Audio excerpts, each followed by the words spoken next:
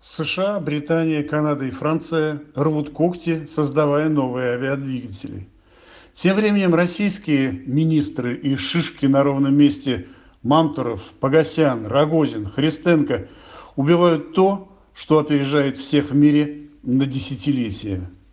О судьбе уникального авиадвигателя Николая Кузнецова НК-93 рассказывает летчик-испытатель Магомед Толбоев и фильм для служебного пользования. Пора сбросить маски.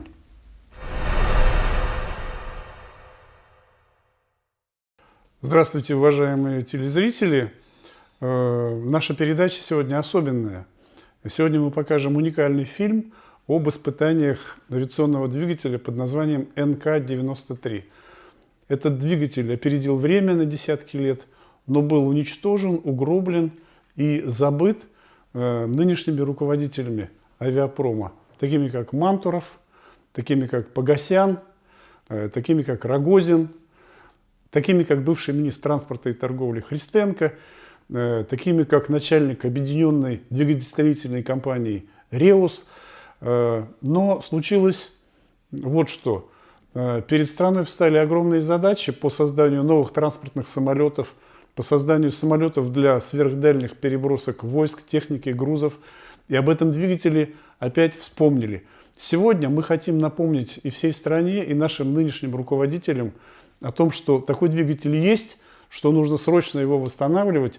И для того, чтобы предвосхитить этот фильм, мы пригласили нашего старого друга редакции, знаменитого на весь мир летчика-испытателя, героя России Магомеда Омаровича Толбоева. Чуть меньше 10 лет назад прошли летные испытания этого двигателя в декабре 2008 года.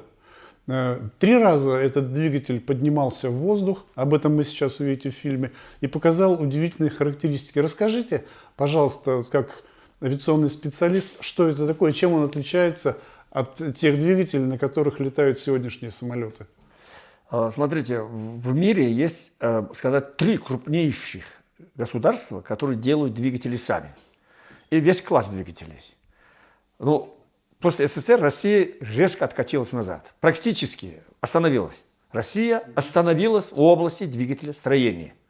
Сели заводы «Сатурн» и «Союз», естественно, конструкторские бюро за ними, Кузнецова, Люлька и так далее. Но, тем не менее, внутренняя работа продолжалась, потому что конструкторскую мысль, ее нельзя убивать. Как Махно говорил, я ваш отец, нельзя меня убивать. Да, мысль убивать нельзя. Это конструкторская мысль, советская, школа. Вот этот двигатель, который мы сегодня говорим, НК-93, также можно говорить и о других двигателях. Судьба у них тоже практически была такая же, но почему-то они получили в какой-то момент рывок. И рывок за счет приватизации тех заводов и конструкторских бюро, которым отдали 25% акций американцам или там европейцам. Вот они на этом получили толчок. А те, которые остались на внутреннем рынке и непродажными, то есть остались патриотами, они были отброшены на край. И на этом уровне они оказались на уровне гибели. Конечно, мы не гибли, мы не погибли, мы еще дышим, как говорят, еще готовы к реанимации идти вперед. Резко набрать вес, силы и идти. НК-93, он принципиально другой двигатель.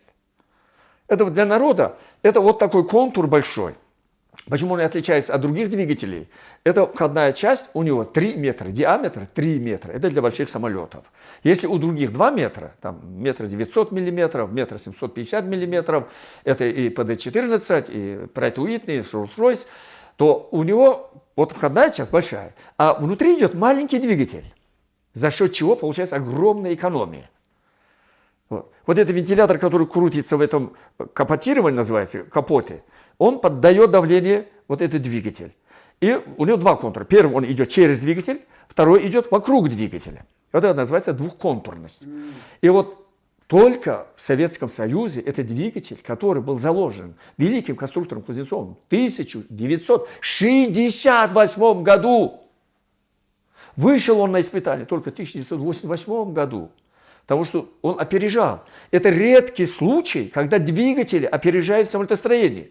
Всегда было так. В Советском Союзе, по крайней мере. Двигатели опаздывали на 6 лет в среднем. На 6 лет. Вот так же, как сегодня.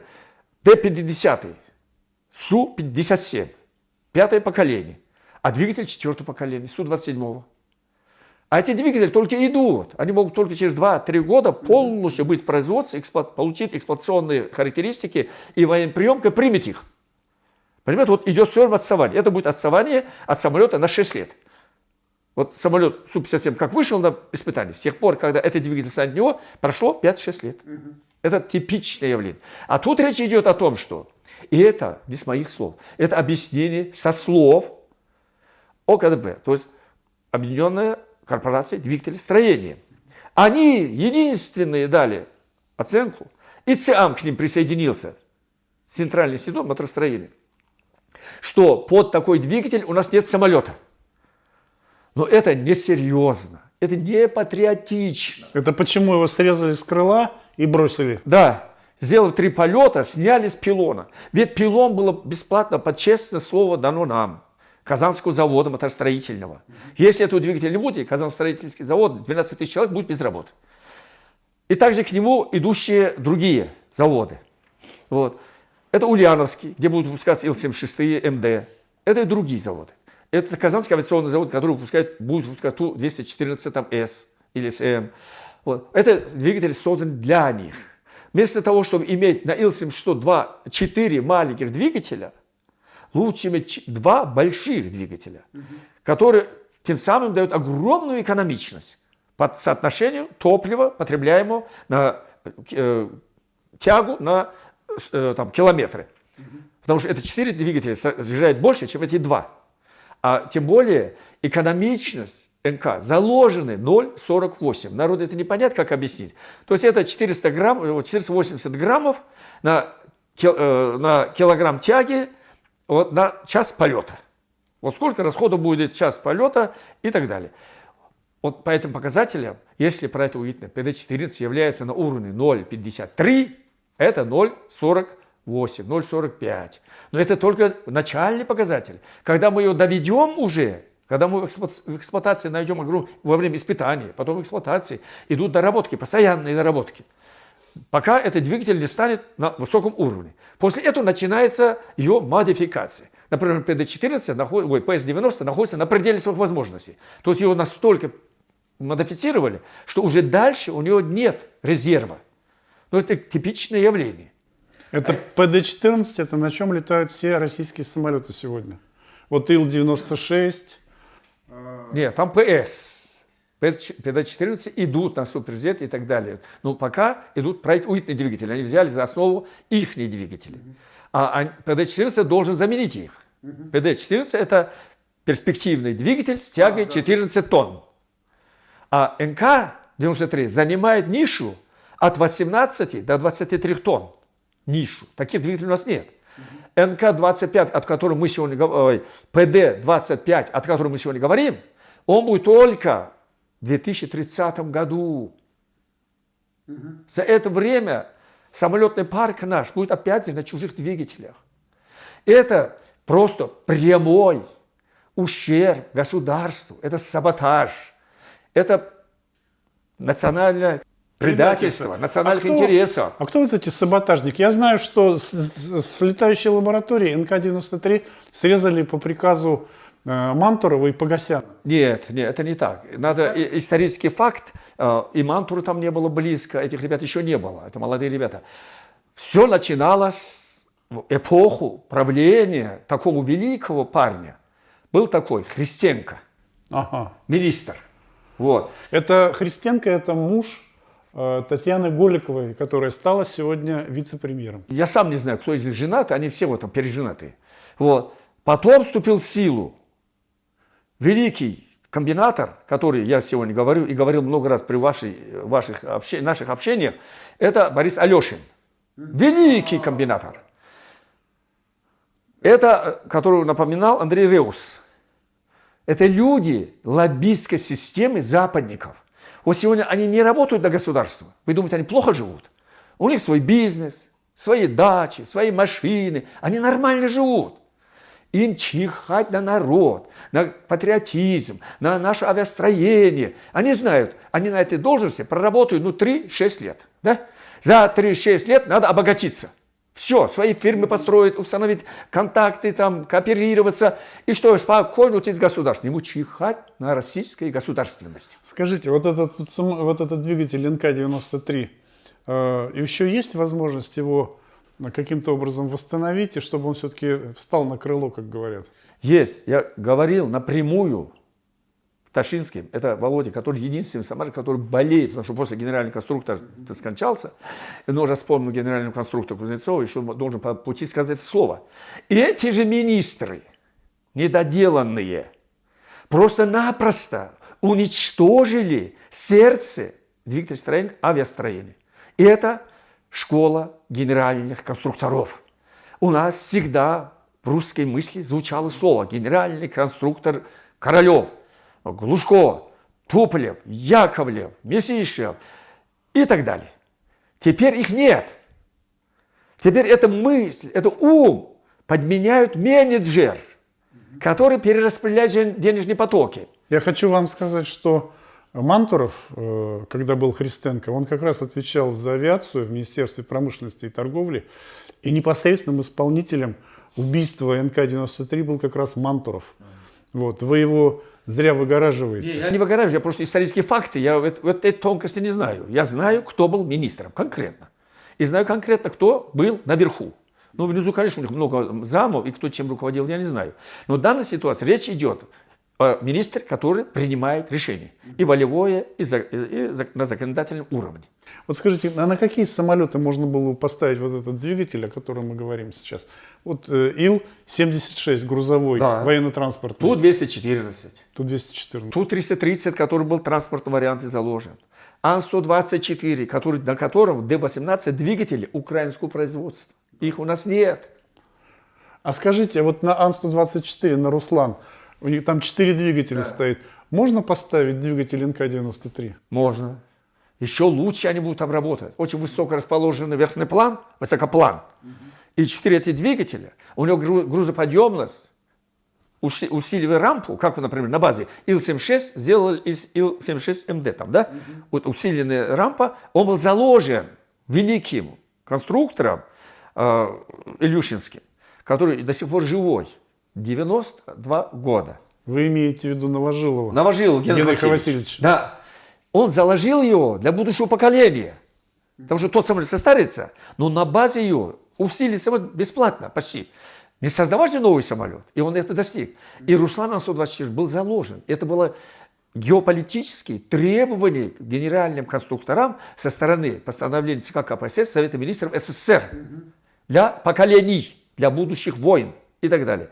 И вот сейчас Руслан может поднять 150 тонн на этих двигателях. Усилит шасси и рампу. Все. При том же крыле, при том же фюзеляже. Единственное, вот некоторые изменения усиливающего характера. И 150 тонн он спокойно с этими 4 двигателями. Таких самолетов в мире нет. Это к тому, что ведь эти самолеты делали в России. Тогда они как бы КБ их сконструировало, это было в Киеве, КБ Антонова. Да. А самолеты делались по кооперации, но сборка была, по-моему... Нет, они все было на Украине. Сейчас мы его перевели последние годы, Ульяновск. Потому что Ульяновск – это огромный центр, который был построен еще в Советском Союзе с целью постройки больших самолетов грузовых.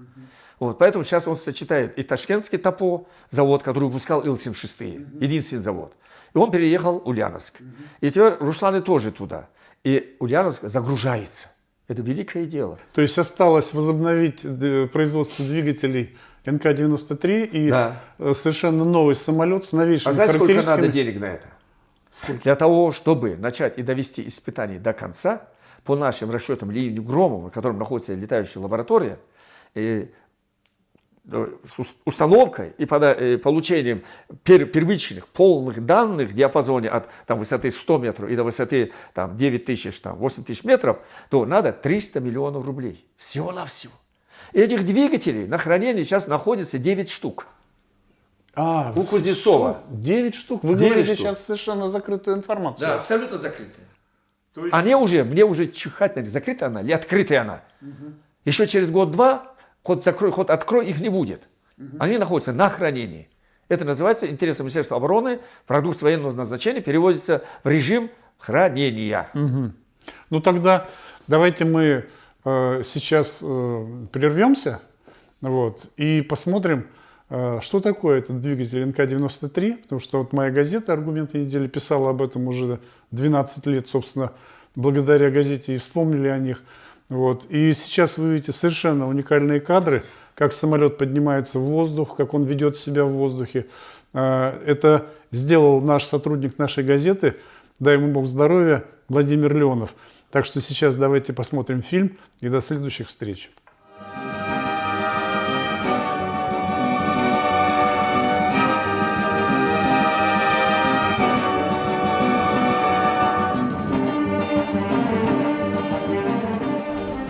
Июня исполнится 100 лет со дня рождения генерального конструктора авиационных и ракетных двигателей Николая Дмитриевича Кузнецова. Нет сомнений, при живом и здоровом академике, дважды герое генерале Кузнецове, чиновники просто не посмели бы твердить с высоких трибун, что больное место российской авиаотрасли – двигатели. Ударившись в приватизацию, разруливая финансовые потоки и набивая мошну нефтедолларами, эти господа начисто забыли о главном. Чтобы быть независимым, самое большое по территории государства планеты обязано иметь самолеты своего собственного производства с отечественными же двигателями, желательно лучшими в мире. Господа пытаются всех убедить, что массовые закупки новых и бэушных авиалайнеров за рубежом не их конкретный провал и корысть, а объективная реальность. Дескать, Боинги и Airbus'ы лучше, а их двигатели более экономичны, экологичны и малошумны. О том, что в России почти 2 десятилетия назад был построен авиадвигатель, чьи характеристики и по сей день являются предметом зависти американских и европейских конструкторов, господа руководители из ОАК, ОДК, Минпромторга предпочитают помалкивать. Мы даем возможность увидеть и услышать немногих из тех, кто пытается превратить последний шедевр мастера в настоящую гордость российской авиации. Именно эти люди, штучные профессионалы, пошли против течения и подняли уникальный двигатель в небо.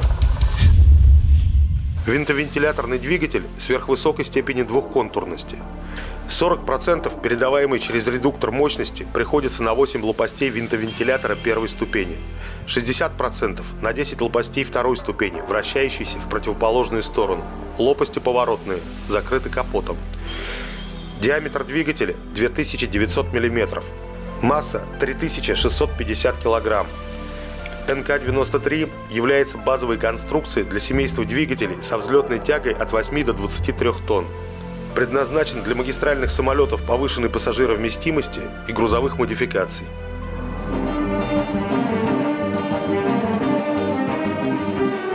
Александр Павлович Анисимов работает на Кузнецове с 4 августа 1947 года и по сей день. В свои 82 он и сейчас лучший спец по системам управления двигателями, что строили на Волжских берегах. Создание всех двигателей, всех авиационных, это вот у вас всех авиационных двигателей прошла при моем участии. на протяжении стольких лет, вот больше 60 лет вы уже работаете, испытываете гордость за то, что сделано? Безусловно. Безусловно. Александр Павлович уверен, что под руководством генерального конструктора Николая Дмитриевича Кузнецова рождались шедевры. Ну, шедевры какие? НК-12 до сих пор не превзойден по своим характеристикам и по мощности в турбовинтовом варианте. Дальше турбовинтовой авиации с биротативными винтами с разного направления вращения больше в мире никто не сделал. Когда Анисимов увидел новую разработку НК-93, тогда еще и НК-92 в конце 80-х, у него возникло ощущение, что это будет знаковый мотор для отечественной авиации. Конечно, это был большой шаг вперед и по параметрам, и по... Ну, мощность у него была заложена под 20 тонн. Такие двигатели мы уже создавали. Ну, с форсажной камерой. А этот без форсажа камеры тоже расчет был на 20 тонн. И с очень хорошей экономичностью. Анатолий Иванович Лоцман к двигателю НК-93 имеет самое непосредственное отношение. Можно сказать, заботливый отец.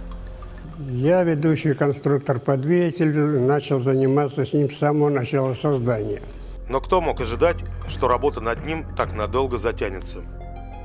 Значит, я вам скажу, что Постановление Совмина по этому двигателю вышло в конце 1989 года. По первоначальным планам двигатель НК-92 должен был бы пройти государственное испытание в 1995 году. И он бы их прошел. К 1992 году было собрано 8 двигателей и прошли стендовые испытания. Собрана половина 9-го двигателя. В 1992 году прекратилось финансирование, и работы приостановились. Не закрыли, а приостановили. Позже Самарский научно-технический комплекс имени Николая Кузнецова предпринимал попытку за попыткой завершить дело на собственные средства. Часть денег предприятие изыскало после продажи в США в середине 90-х нескольких десятков ракетных двигателей НК-33.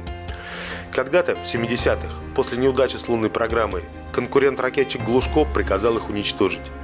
Но Кузнецов спас от сдачи в металлолом и спрятал, как в банк, почти сотню двигателей лунной ракеты Н-1 в неприметном ангаре на испытательном полигоне. И ведь пригодились 40 лет спустя. А новая модификация «Союза» «Союз-2-3» с этими двигателями скоро будет летать с космодрома Плесецк. Так что авиационный НК-93 за счет своего космического родственника медленно, но верно двигался к летным испытаниям. Двигатель НК-93 номер 9 прошел все виды специспытаний для поставки на летающую лабораторию. И собран двигатель НК-93 номер 10. Для него, значит, спроектировали Ильюшинцы мотогондолу, Казань ее изготовила, туполевцы спроектировали воздухозаборник, изготовили его на базе Мясищева. Двигатель НК был собран, прошел контрольное испытание нормально, с приемкой заказчика, и был отправлен на летающую лабораторию. На летающую лабораторию он был полностью подготовлен, прошел все виды подготовки по измерительной аппаратуре и начал летное испытание. Затянувшаяся эпопея НК-93 развивалась при самом непосредственном участии Валерия Владимировича Николаева. С 1984 года по 1994 год я работал главным технологом ООО «Моторостроитель», организации, которая участвовала в кооперации по производству двигателей НК-93. План выпуска двигателей, который мы брали для расчетов, составлял 100 двигателей в год. И под эту программу мы готовили производство в Казани и в Самаре. Я хочу особенное внимание обратить на то, что такой важнейший этап работы, как подготовка к серийному производству двигателя, производился, и на него тоже расходовались государственные деньги, были освоены серийные технологические процессы по выпуску этого двигателя. Под всем была глубокая фундаментальная работа по подготовке к производству. Сегодня она вылилась также в то, что фактически налажен серийный выпуск двигателей НК-38СТ, основой которых являются узлы с двигателя НК-93. Авиация «Газпрома». Для магистральных газопроводов изготовлено 10 двигателей НК-38СТ. В целом по России доля двигателей НК на магистральных газопроводах превышает 30%. Авиационный газотурбинный двигатель является наиболее эффективным приводом для газоперекачивающих станций. Поэтому, когда мы слышим рассказы о том, что утеряна компетенция, о том, что потеряны какие-то технологии, то возникает, естественно, вопрос, какая компетенция утеряна и какие технологии. Наверное, просто те люди, которые об этом говорят, они не в курсе дела того, о чем говорят, и поэтому они рассказывают. На самом деле заводы в Казани и в Самаре способны и сегодня производить программу 100 двигателей в год. Для этого есть мощность литейного производства, оснастка, механообрабатывающее оборудование, спроектированные технологические процессы, апробированные уже в стадии серийного производства деталей узлов двигателя НК-93 и также двигателя НК-38.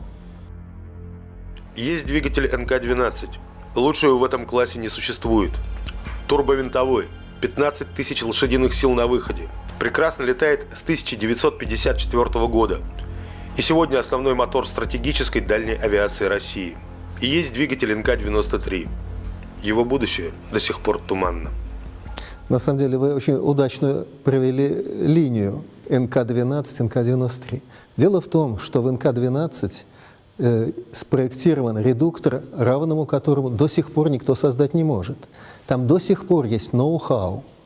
И вот этот мощный опыт, более чем 60-летний, перешел в разработку НК-93. Ведь самое главное в этом двигателе – редуктор. И как показали наши исследования в том числе, и не только наши, весь мир этим занимается, и все приходят к выводу, что настало время создания качественно новых конструкций, в частности, двигателей с большой степенью двухконтурности, винтовентиляторных, для привода которых, этих винтов, необходим редуктор, иначе они просто разлетятся от огромных инерционных сил. Так вот, в НК-93 сконцентрирован, во-первых, вот этот опыт редукторостроения. Кроме того, здесь, безусловно, использован вот этот вот многолетний опыт создания передовых совершенных двигателей. Современный газотурбинный авиадвигатель всегда занимает вершину на технологической пирамиде, созданной человечеством. Он должен быть легким и мощным. Его элементы обязаны сотни и тысячи часов гарантированно выдерживать немыслимые нагрузки, давления и температуры. Даже ракетные двигатели требуют значительно меньших конструкторских ухищрений. Их задача – отработать секунды и минуты. В 2007 году генеральный конструктор, бывший конструкторского бюро Ильюшина, Генрих Васильевич Новожилов, сказал о том, что несмотря на то, что американцы далеко ушли вперед с изготовлением самолетов с применением композитных материалов, где мы отстали, он их назвал очень смелыми парнями, однако тут же заметил, что если бы был жив, ну, к тому времени он уже не был жив, Николай Дмитриевич Кузнецов, то тогда наш самолет все равно превосходил, был Ил-96, все равно превосходил бы американский по своим качествам с точки зрения экономии и дальности полета, и надежности в эксплуатации. Таким образом, следует сказать, что он уже сам по себе товар, и в условиях рыночной экономики он позволил бы, может быть, в будущем применять этот двигатель и на западных самолетах. Поэтому нам оставался финишный этап, после этого он становился уже привлекательным товаром для того, чтобы его или передавать, или там продавать в виде двигателя. Ну, во всяком случае, вот в одном шаге мы остановились, и как бы такой вдруг товар сегодня замалчивает, что он реально есть. Во время работы в СНТК имени Кузнецова в 2004-2007 годах мне приходилось встречаться с представителями фирм, в том числе Airbus и Снекма, которые очень высказывали серьезный интерес к тому, чтобы получить наш двигатель или в виде документации, или как прототип для проведения испытаний. Работа шла трудно, денег хронически не хватало. Государство одной рукой проплачивало миллиарды долларов на распиаренные проекты типа «Сухой Суперджет-100», а другой зажимало прописанные в госпрограмме копейки на заправку летающей лаборатории Ил-76 и оплату летных экспериментов в ЛИИ имени Громова. СНТК имени Николая Кузнецова к тому времени уже было почти банкротом и вошло в объединенную двигателестроительную корпорацию во главе с Оборонпромом. Начались увольнения работников, реорганизация и финансовое, так сказать, оздоровление. И пошли разговоры, что под НК-93 нет самолета. Лежит куча писем от Туполей, где они просят этот двигатель на Ту-330. Самолет у них готов, нет двигателя. Этот двигатель можно поставить на Ил-96-400. У нас был шанс стать первыми, шанс иметь лучший двигатель в мире. Может быть, двигатель за эти 2 десятилетия устарел, и молодые конкуренты с Запада готовы его задвинуть на музейную полку? Значит, у него этого двигателя есть 3 больших преимущества перед всеми остальными. Это лучший расход, удельный расход в мире такого класса тяги нет. Значит, малошумность и экологичность. То есть нет конкуренции. Есть двигатель подобной схемы, но на тягу только 14 тонн, который тоже начал летное испытание. Получается, американцев и всех остальных мы опередили практически на 25 лет. Но нас неизбежно догонят. Стоять на месте смерти подобно. Конкуренты тем временем используют российскую идею, результаты испытаний и технологий, которыми мы щедро с ними делимся. А нам предлагается любоваться на музейный экспонат и еще двигатель, который снят с крыла и лежит в цехе АО «Кузнецов». Почему же так затянулась эта история с двигателем НК-93? Кто мешает? Кто вставляет палки в винтовентилятор? Ну, наверное, тот, кому это выгодно. Будем так говорить, если бы России нужна была собственная авиация, она бы не заключала на 15 миллиардов долларов контракт на поставку до 2015 года 230 Боингов. Но, закупив эти двигатели, мы потом потеряем больше. Камовцы уже к нам приезжали, говорят: ребята, дайте нам маленький движок на 500 сил. Мы замучились с канадскими двигателями, с американскими. Они, говорят, нам за бесценок продали, а теперь за каждый болт берут полцены продажного двигателя. Так же будет и с этой техникой, которую приобретем 230 самолетов. Поэтому конкретно я не могу сказать, кто. Кому это выгодно. На аэрокосмическом салоне МАКС-2007 демонстрировали авиатехнику Владимиру Путину. Двигатель НК-93 ему почему-то не показали. Самолет с единственной инновационной отечественной разработкой убрали с глаз долой. Он чудом, благодаря настойчивости руководителя программы летных испытаний Владимира Пташинского, вообще остался в экспозиции. А на самом деле НК-93 готовились показать Путину в полете. Не дали. Там история развивалась как в несколько периодов. Сначала двигатель был представлен на выставку на президентскую стоянку. Вот. Потом приехал Христенко, провел совещание и снял двигатель с президентской стоянки. Может быть, вы знаете секрет, а почему его боялись показать Путину тому же? А почему?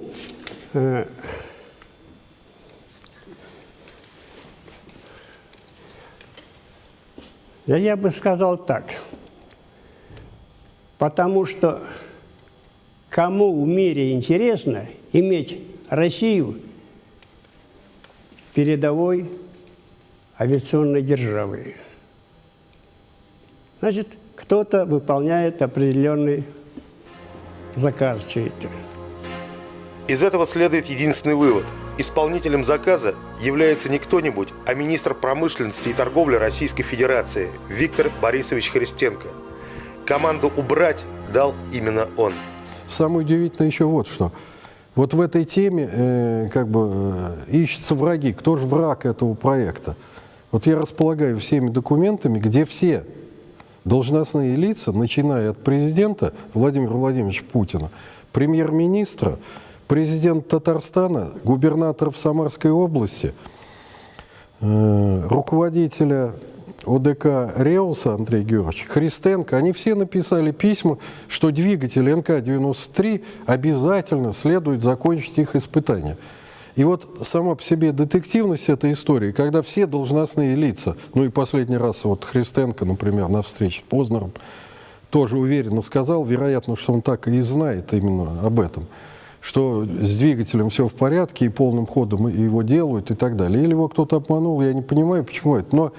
Но ведь не найти врага на самом деле. Нет ни одного человека, который бы написал, что двигатель НК-93 не нужен. Я уж не говорю про то, о чем написали там испытатели, что они получили подтверждение качества этого двигателя как профессиональные летчики в полете. Его сняли с испытаний, руководствуясь заключением генерального директора ЦИАМ. Конечно, можно понять генерального директора ЦИАМ, его попросили, или тебе денег дадим, или напиши заключение. Наверное, только эта причина послужила тому, что он это заключение написал, потому что годом раньше есть протоколы соответствующие. Он же писал про этот двигатель, что это выдающаяся разработка. ЦИАМ. Генеральный директор Скибин Владимир Алексеевич, доктор технических наук, профессор. Центральный институт авиационного моторостроения имени Баранова, ЦИАМ. Единственный в России, осуществляющий комплексные научные исследования и разработки в области авиадвигателестроения. Странно. Серьезный государственный муж, ученый с мировым именем, сначала утверждает, что НК-93 полезен и нужен, а спустя короткое время радикально и безосновательно меняет мнение. Напрашивается вывод – сработали чьи-то лоббисты. Поэтому на сегодняшний день, вероятно, надо поставить задачу.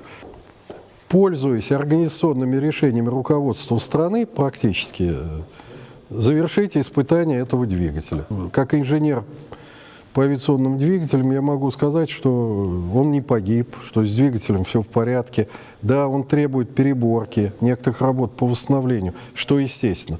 Но летающая лаборатория в настоящее время, специально выделенная для испытания этого двигателя в ЛИ имени Громова, двигатель надо вернуть, завершить его испытание, а после испытания разработать план подготовки его к серийному производству. И когда те, кто его увидит, этот план, если они будут там правду писать в этом плане, они увидят, что его очень быстро можно превратить в самостоятельный товар. Итак, мы получим тогда машину, лучшую среди всех двигателей серийно выпускаемых сегодня, в том числе зарубежными фирмами. Валерий Николаев уверен, что никаких препятствий для создания высокотехнологического продукта мирового уровня у нас нет.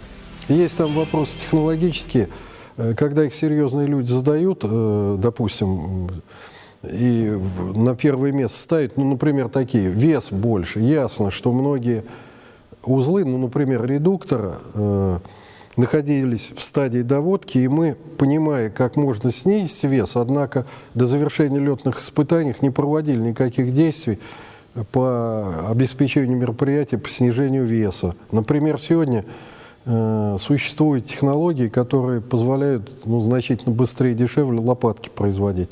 В некоторых местах усовершенствовать конструкцию. Но не принципиально, а для осуществления внедрения современных технологий.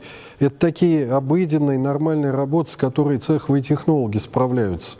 И инженеры, допустим, конструкторского отдела. Спросите любого авиаконструктора, что требуется знать, прежде чем приступить к проектированию нового самолета. Ответ будет тоже в виде вопроса. А на какую силовую установку рассчитывать? В авиации есть масса примеров, когда замечательные машины оказывались за бортом истории по причине отсутствия подходящего мотора. Часто получалось, что в спешке самолет начинали проектировать под перспективный двигатель, а тот не выходил, оказывался ненадежным или не выдавал заявленной характеристики. И на машине ставили крест. Создать удачный двигатель – самая сложная задача в авиастроении. Так повелось с первых аэропланов. Есть мотор, а самолет под него построен. В прошлом году вся промышленность авиационная России произвела 7 пассажирских самолетов, при том, что совместно Airbus и Boeing произвели около 1000 самолетов. Ну, где мы конкурентоспособны? С 7 против 1000. Ясно, что у нас на сегодняшний день планера, который был бы конкурентоспособен с точки зрения соревнований, кто больше их наделает и больше их продаст, у нас нет. Даже касаясь Ил-96, допустим, на нем бы установить НК-93, и то еще это потребовалось бы время для того, чтобы адаптировать самолет к двигателю, летать на нем. И, вероятно, нужно за это бороться, чтобы в Воронеже делали, допустим, самолет Ил-96 с двигателем НК-93. Но вот, что касается двигателя НК-93, то я думаю, что он в 1,5-2 годах стоит от того, чтобы его сертифицировать. Когда финансирования нет, тогда, конечно, все замирает. Для сертификации НК-93, как утверждают специалисты, требуется около 1 миллиарда рублей. Это немного. На разработку авиадвигателя с нуля заявляется сумма в 30 с лишним раз большей.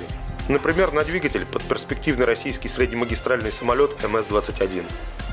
А НК-93 практически готов. Может быть, отсюда скепсис и откровенное вредительство сидящих на денежных потоках. Значительно интереснее вбухивать миллиарды в проекты, за реализацию которых спросят в следующем десятилетии. Утром деньги, а стулья не вечером, а спустя годы. Складывается впечатление, что среди ответственных за развитие отрасли нет людей, заинтересованных в конечном результате. Трудно поверить, что нынешним Христенкам, Реусам, Мантуровым позволят до 2025 года купаться в бюджетных деньгах и имитировать бурную деятельность. 2025 – это контрольная точка. До этого срока расписана государственная программа развития отечественного авиастроения. А там, в относительно далеком будущем, неизвестно, кто будет спрашивать и с кого. Мы сейчас находимся в музее Самарского аэрокосмического университета. Он огромный вклад внес в то, чтобы обеспечить кадрами промышленность города Самары. И вот на самом деле прекращение работ по НК-93 ставит крест на прожитой жизни, на институте на этом, который, в общем-то, становится с точки зрения двигателестроения не очень нужным. Подрывается целая культура при этом. Эта культура-то создавала выдающиеся образцы, конкурентоспособные на мировом рынке. И почему самую главную силу общества, интеллектуальную силу, уничтожают, не давая ей вести эти темы? Как бы этот вопрос, ну, тоже он и социальный, и партийный, какой хотите, и вот как бы в нем кроется главное, что мы должны для таких проектов создавать все экономические и организационные условия и предпосылки, чтобы они осуществлялись, чтобы молодое поколение росло, оттачивая навыки свои, чтобы мы в высокотехнологичном сегменте производства авиационных двигателей никому не уступали. Но пока пример НК-93 говорит о том, что суперразработки, конкурентные на мировом рынке, государству не интересны. Впору подумать об организации кафедры истории двигателестроения. Что касается студентов, то мы активно его изучаем. Наша идея заключается в том, что эти люди молодые, они придут на смену старшему поколению и смогут продолжить их дело, поэтому мы изучаем этот двигатель весьма активно. Мало того, я вам скажу, что наши студенты создают электронную модель этого двигателя. Владимир Михайлович Пташинский руководил летными испытаниями двигателя НК-93. Если бы не его энергия и поиски спонсоров среди неравнодушных к судьбам авиации самарских бизнесменов, не было бы и тех 3 полетов. Красили громадный самолет, летающую лабораторию Ил-76 с двигателем НК-93 под крылом, реально на народные пожертвования. И двигатель показал, что за него стоит биться. Переплюнул техзадание по максимальной тяге. Только не падайте. Он показал то, чего не было прописано в ТЗ. Он показал более лучший результат. А в ТЗ же ведь было написано у нас 18 тонн. Когда мы провели наземные испытания двигателя, и когда, я имею так право сказать, великий лоцман, значит, с квадратными глазами, когда всю эту обработку провели, всей информации, вот, говорит, что там под 20 тонн, я позвонил своим старшим друзьям в СНТК, конструкторам, и говорю: ребята, а как же так получается? И тогда ребята из ОКБ СНТК Кузнецова сказали, посмотрели на небо и сказали: это надо у Николая Дмитриевича спросить. Сие, говорит, науке неизвестно. Что говорили летчики, которые об лету летали с этим двигателем? Ну, во-первых, когда вот 3-й полет этот был 15 декабря, всех поразило, ну, если кто летал на Ил-76, знает, что разговаривать просто так нельзя. Там надо или кричать громко, или по внутренней связи. Вот. Разговаривали в кабине спокойно. И вообще, когда запускался двигатель на стоянке в Ли имени Громова, очень многие люди выходили и все озирались, не могли понять, что это за шум. То есть это не шум привычного в нашем понятии двигателя работающего, а что-то непонятное, ну, другой шум. То есть другие какие-то децибелы, значит, И понять, что это авиационный двигатель работает, сразу не поймешь. Вот. Своеобразный двигатель такой, малошумный очень, потому что когда гоняли его на максимальных оборотах до взлетного режима, спокойный такой, какой-то такой легко перевариваемый шум такой. На дороге общего пользования, за пределами летного поля и лаборатории Ильи имени Громова, НК-93 тоже дал шороху. Могучий двигатель дунул так, что устроил ураган местного значения, в который случайно попал герой России Геннадий Рейкин. Мы гоняли на взлетном режиме, выходили на взлетный режим двигателя, там отбойники сзади стояли, вот, и деревья. А в это время проезжал нам всеми любимый и великий штурман Геннадий Григорьевич Рейкин. Но это достаточно далеко. И вот мимо него летели и ветки, и стволы, и какой-то там кусок глины, что ли, попал ему в крыло. И он долго мне предъявлял это заднее крыло. Ну, мы по-своему, по авиационному разошлись. Христенко говорит, что с двигателем работают, двигатель испытывают, двигатель модернизируют даже. Наверное, все-таки его помощники тут некачественно сработали. Премии он их за это лишил, что ли, месячной. Потому что они его и подставили, в общем, по большому счету. Потому что страна все-таки авиационная держава, и очень многие слышали это. Вот. А после той передачи, памятной с Познером, у нас было очень много звонков из разных городов и весей, и все нас обвиняли в каких-то тайных там сговорах, что мы тайно ведем летные испытания, там проводим. Друзья, и нам очень больших усилий требовалось сказать, что это, в общем-то, не так. И вы знаете, что двигатель находится в данный момент на СНТК Кузнецова в сборочном цехе. Стоит. А еще раз бы взялись за эту работу, вот, быть руководителем летных испытаний от двигателя НК-93. Слишком глубокая рана была нанесена вот этим внезапным прекращением испытаний. Мы же даже вещи свои оставили, потому что когда мы уезжали числа 20 декабря, как говорится, с победой, вот, и нам было сказано, что мы сразу же после январских каникул вернемся и продолжим работу, мы все там оставили. И вдруг там на совещании у нынешнего руководства, сразу прям там где-то числа 10, что ли, января, нам сказано было: забудьте, и вплоть до того, что вы перемалываете государственные деньги. То есть с точки зрения нынешнего руководства это просто ненужная вещь. Вы знаете, я недавно услышал от одного значимого конструктора УАО «Кузнецов» мнение об НК-93, который тоже принимал непосредственное участие в работах по 93-й машине. Ну, спроса на него нет. Не нужен он, спроса нет. Вот это, мне кажется, от лукавого. Мне кажется, просто очень многие люди боятся начинать нормально работу по этому двигателю, а не делать вид работы по этому двигателю. Это очень ответственная, тяжелая работа. И как вот мои старшие товарищи говорили, тут не по 18 часов придется работать, сутками.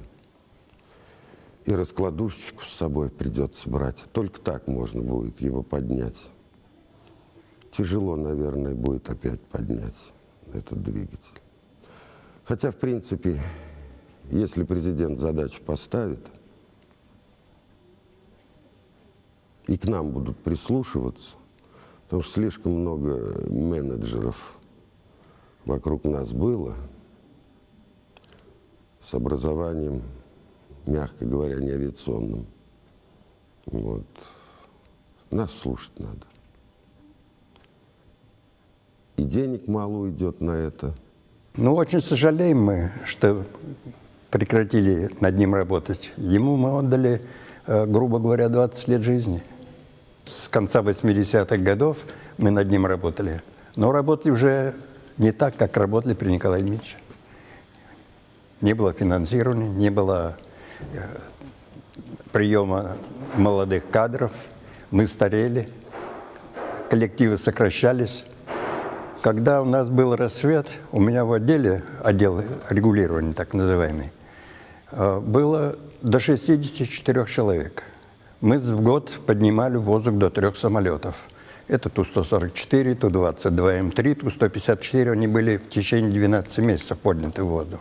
На каждом самолете свой двигатель со своими характеристиками, своими параметрами, причем приличными параметрами по тем временам. А теперь сколько лет мы уже не проводили госпитание, сколько лет мы не выпускали новый самолет в воздух. То есть вот сейчас можно сказать так, что, ну, если бы было внимание со стороны государства, если бы не мешали, наверное, и этот двигатель мог бы давным-давно быть в серии, с вашей точки зрения. Ну, наверное, если бы был такой же к тому времени руководитель, как Николай Дмитриевич. Мы остановились в росте, потому что сверх пришли не те люди.